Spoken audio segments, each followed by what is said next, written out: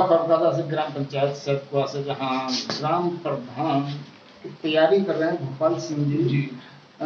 भोपाल सिंह जी, आप गांव के ग्राम पंचायत में आप प्रत्याशी हैं। सबसे पहले आपका स्वागत है। आप प्रत्याशी होने के नाते गांव के लोगों से तो मिल रहे हैं, गांव के लोगों से मुलाकात भी आपकी हो रही है, बहुत सारे वादे भी कर रहे हैं आप, और उन वादों में आपके मन में अभी सच्चाई भी है कि भाई हाँ, मैं जो वादे कर रहा हूँ लोगों से वो पूरे जरूर करूंगा। तो आपके मुद्दे और आपके वादे क्या क्या हैं?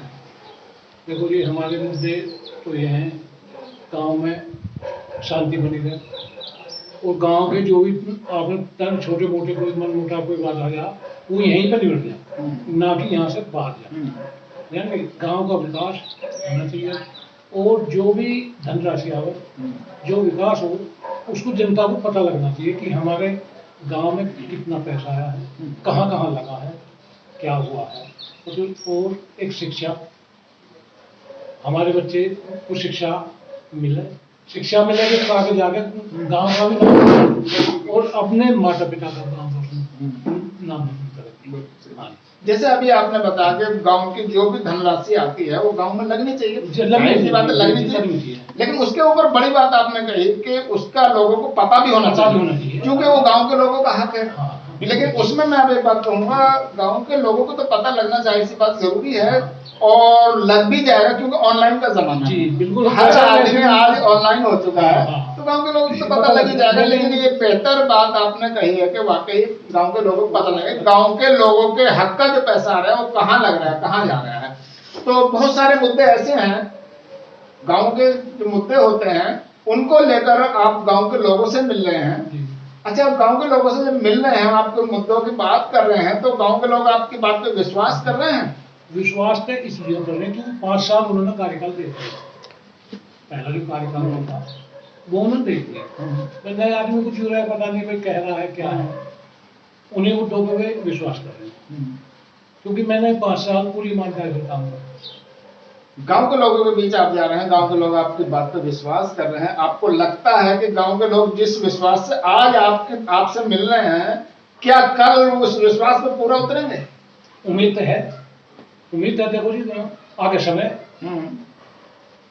गांव के लोगों को आप अगर प्रधान चुनते हैं, गांव के लोग, आपको क्या क्या चाहिए? गांव के लोग, गांव के लिए बिजली भी चाहिए, पानी भी चाहिए, जाने और गांव के लिए विकास भी चाहिए, शिक्षा भी चाहिए। विकास में कुछ चीजें आती हैं, जैसे गांव में गरीब लोग हैं, गरीबों को क्या चाहिए? आवास चाहिए, गरीबों को क्या चाहिए? शौचालय चाहिए, नाली खरंजे भी सही हो जाए, युवाओं को क्या चाहिए? शिक्षा चाहिए, और जो एजेड लोग हैं जिसमें विधवा भी है, वृद्धा है, पेंशन वगैरह है, तो ये सब बातें आप लोगों से कह रहे हैं, तो आपकी बात पे विश्वास कर रहे हैं।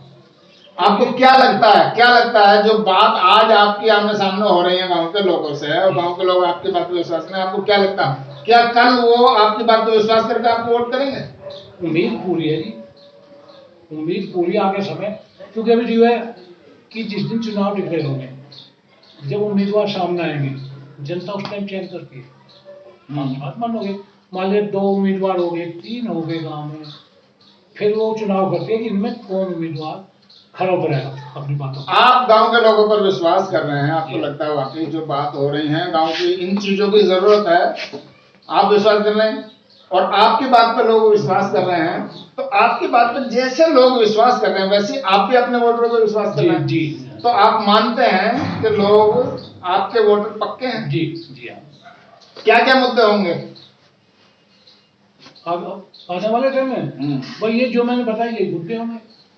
लोग चुन के आते हैं आपको, आपके सर पर ताज बांधेंगे लोग, तो पहली प्राथमिकता आपकी क्या होगी गांव के प्रति?